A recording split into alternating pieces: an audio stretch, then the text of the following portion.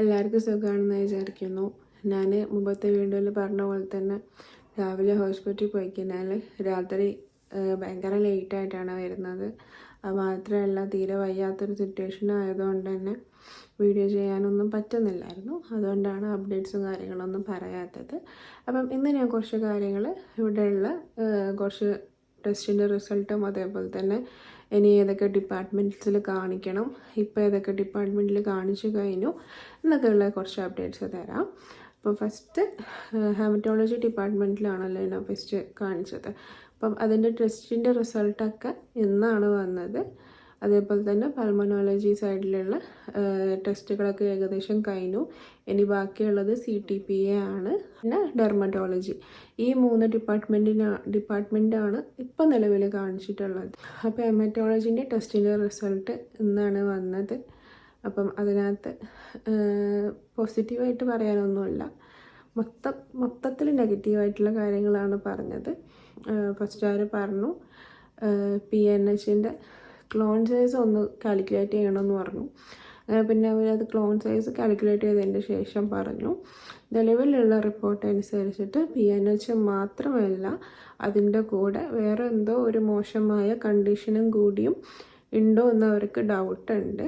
അപ്പം അത് ക്ലിയർ ചെയ്യണമെങ്കിൽ ബാക്കി കുറേ ടെസ്റ്റുകൾ ചെയ്യാനുണ്ട്, കുറേ ഡിപ്പാർട്ട്മെൻറ്റ്സ് കാണിക്കാനുണ്ട്. പിന്നെ എമർജൻസി ആയിട്ട് തന്നെ ഒരു ബോൺ മാരോ ആസ്പിരേഷൻ ചെയ്തേ പറ്റുള്ളൂ എന്നവർ പറയുന്നത്. അപ്പോൾ അത് ചെയ്യുന്നതിന് മുമ്പായിട്ട് കാർഡിയോളജിസ്റ്റിനെയും അതേപോലെ നാളത്തെ ആൻജിയോഗ്രാമിൻ്റെ റിസൾട്ടൊക്കെ കണ്ടിട്ട് അവർ തീരുമാനിക്കും. കാരണം എനിക്ക് അനസ്തീഷ്യ തരാത്ത രീതിയിൽ മാത്രമേ ആസ്പിരേഷൻ ചെയ്യാൻ പറ്റുള്ളൂ.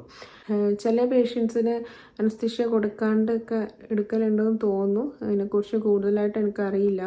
പക്ഷെ എൻ്റെ കാര്യത്തിൽ ഇപ്പോൾ അവരെങ്ങനെയാണ് പറഞ്ഞത്, മുമ്പ് PNH ആയതുകൊണ്ട് തന്നെ അവർ കൂടുതൽ ഇവാലുവേഷന് പോകാണ്ടിരുന്നത്. കാരണം PNH ആണല്ലോ. PNH ആകുമ്പോൾ നമുക്ക് പല രീതിയിലും പല അവസ്ഥകളും വന്നുകൊണ്ടിരിക്കും. അപ്പോൾ അത് കൂടുതൽ ഇവാലുവേറ്റ് ചെയ്യാനോ അല്ലെങ്കിൽ ബോൺ മാരോ ട്രാൻസ്പ്ലാന്റ് ഒന്നും നടക്കില്ല എന്ന് പറഞ്ഞതുകൊണ്ടാണ് അവർ കൂടുതലായിട്ടുള്ള കാര്യങ്ങൾ ചെയ്യാണ്ടിരുന്നത്. പക്ഷേ ഇപ്പം PNH മാത്രമല്ല, അതിൻ്റെ കൂടെ വേറെ എന്തോ ഉണ്ടെന്ന് അവർക്ക് നല്ല രീതിയിലുള്ള ഡൗട്ട് ഉണ്ട് എന്ന് പറഞ്ഞു. അപ്പോൾ അതിൻ്റെ ഇവാലുവേഷനും കാര്യങ്ങളൊക്കെ ഇനിയും കുറേ ചെയ്യാൻ ബാക്കിയുണ്ട്. അതിൻ്റെ കൂടെ കാർഡിയോളജിസ്റ്റിനൊക്കെ കണ്ടതിൻ്റെ ശേഷം അവരൊരു ബോൺ മാരോ ആസ്പിരേഷൻ ചെയ്യണമെന്നുള്ളത് തീരുമാനിക്കുമെന്നാണ് പറഞ്ഞത്. അധികം സ്ട്രെയിൻ ചെയ്യാത്ത രീതിയിൽ വേണം ആസ്പിരേഷൻ ചെയ്യാൻ. അപ്പം അതിനുവേണ്ടി അവർ വെയിറ്റ് ചെയ്യണമെന്നാണ് പറഞ്ഞത്. പിന്നെ പൾമനോളജി സൈഡിൽ നിന്ന് ഇനി ബാക്കിയുള്ളത് CTPA ആണ്. നാളെയാണ് അതിൻ്റെ ഡേറ്റ് വരുന്നത്. അപ്പം CTPA മീൻസ് പൾമണറി ആൻജിയോഗ്രാം ആണ്. അപ്പോൾ അത് നാളെ ചെയ്യണം. അതിൻ്റെ റിസൾട്ട് ഇനി എന്താണ് എന്നറിയില്ല. ഇതുവരെ ചെയ്ത എല്ലാ റിസൾട്ടിലും നെഗറ്റീവായിട്ടുള്ള റിസൾട്ട് തന്നെ ആയിരുന്നു. നല്ലതായിട്ടൊന്നും പറയാനില്ല. സ്ലീപ്പ് സ്റ്റഡീൻ്റെ ഒരു വീഡിയോ ഞാൻ ഇട്ടിട്ടുണ്ടായിരുന്നു. ആ സ്ലീപ്പ് സ്റ്റഡി എന്തിനാണ് എന്നൊക്കെ കുറേ ആൾ ചോദിച്ചിരുന്നു. അപ്പോൾ അതിൻ്റെ ഡീറ്റെയിൽ വീഡിയോ ഞാൻ പിന്നത്തൊരു വീഡിയോയിലിടാം. എനിക്കിപ്പോൾ കൂടുതൽ സംസാരിക്കാൻ പറ്റുന്നൊരവസ്ഥയല്ല, അതുകൊണ്ടാണ്.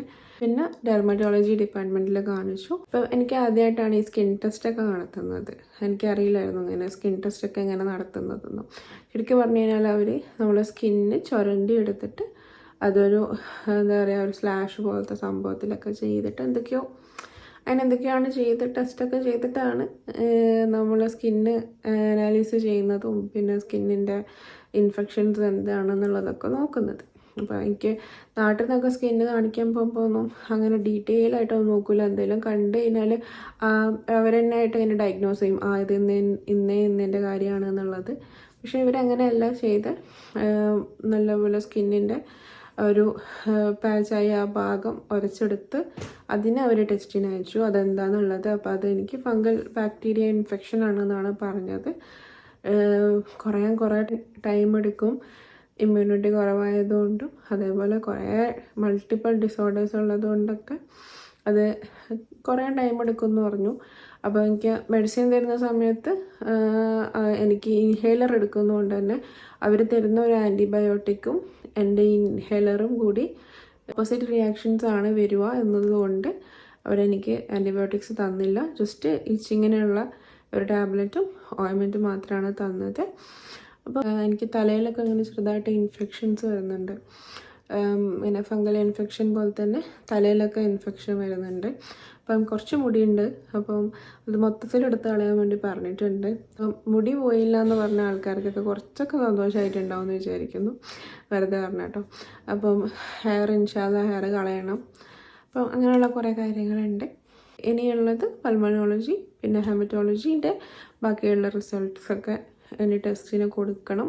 എന്നിട്ട് മാത്രമേ അതിനെക്കുറിച്ച് കൂടുതൽ അറിയാൻ പറ്റുള്ളൂ. അപ്പം ഇനി ഏതൊക്കെ ഡിപ്പാർട്ട്മെൻറ്റിലാണ് കാണിക്കാനുള്ളതെന്ന് വെച്ചാൽ ഒന്ന് റെമറ്റോളജി, ഗാസ്ട്രോളജി, പിന്നെ ന്യൂറോളജി, പിന്നെ ട്രോമ സർജറി, അതേപോലെ ഗൈനക്കോളജി, കാർഡിയോളജി. അപ്പം ഇത്രയും ഡിപ്പാർട്ട്മെൻറ്റ്സിലാണ് ഇനി കാണിക്കാനുള്ളത്. ഇനി ഇതൊക്കെ കാണിച്ച് ഇതിൻ്റെ ഇവാലുവേഷൻസൊക്കെ ചെയ്ത് എന്തൊക്കെയാണ് റിസൾട്ട് വരാമെന്നൊന്നും അറിയില്ല. അപ്പോൾ എനിക്ക് കുറേ കാര്യങ്ങൾ നിങ്ങളുടെ അടുത്ത് പറയണമെന്നുണ്ട്. ഒരുപാട് കാര്യങ്ങൾ, ഇവിടെ ഉള്ള കുറേ കാര്യങ്ങൾ, അതേപോലെ തന്നെ ഇവിടെ വന്നു കഴിഞ്ഞാൽ സ്റ്റേ ചെയ്യേണ്ട കാര്യങ്ങൾ, അങ്ങനെ കുറേ കാര്യങ്ങൾ പറയാനുണ്ട്. അപ്പോൾ ഇൻഷാല്ലാ ഞാൻ പറ്റുന്ന സമയത്ത് ഇതേപോലെ ഓരോ വീഡിയോസ് അപ്ഡേറ്റ് ചെയ്തിടാം.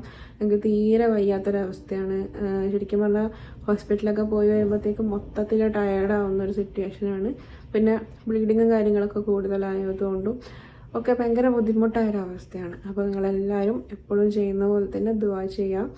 എന്തെങ്കിലും ഡൗട്ട്സ് ഉണ്ടെങ്കിൽ കമൻറ്റ് ചെയ്യാൻ കൊണ്ട് പറ്റുന്ന രീതിയിൽ ഞാൻ വീഡിയോ ചെയ്ത് നിങ്ങൾക്ക് അപ്ഡേറ്റ്സ് തരാം. പിന്നെ എന്നെക്കൊണ്ട് പറ്റുന്ന രീതിയിൽ ഞാൻ ഡൗട്ട്സ് ക്ലിയർ ചെയ്ത് തരാം. ഇവിടുത്തെ ഓരോ ഡിപ്പാർട്ട്മെൻറ്റ്സിലും ഏതൊക്കെ രീതിയിലുള്ള കൺസൾട്ടേഷൻസും അതേപോലെ തന്നെ ഏതൊക്കെ രീതിയിലുള്ള ട്രീറ്റ്മെൻറ്റ്സ് കിട്ടുമെന്നൊക്കെ ഞാൻ മുമ്പോട്ടുള്ള വീഡിയോയിൽ അപ്ഡേറ്റ് ചെയ്യാം ഇൻഷാല്ലാ. ഓക്കെ, അപ്പോൾ എല്ലാവരും ചാനൽ സബ്സ്ക്രൈബ് ചെയ്യുക, സപ്പോർട്ട് ചെയ്യുക. അപ്പോൾ താങ്ക് യു.